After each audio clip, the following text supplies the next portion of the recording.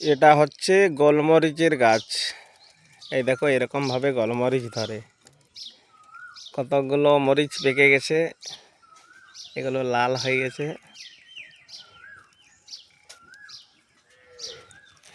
এটাতে 3টি সুটি দেখা যাচ্ছে।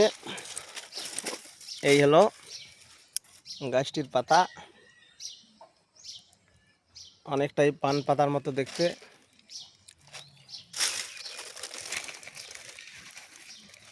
এই যে গাছের মধ্যে এইভাবে আসে গাছটা।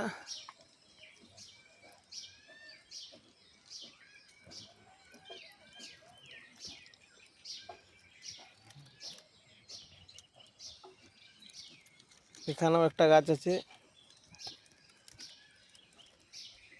নিম গাছের মধ্যে গাছটা উঠছে।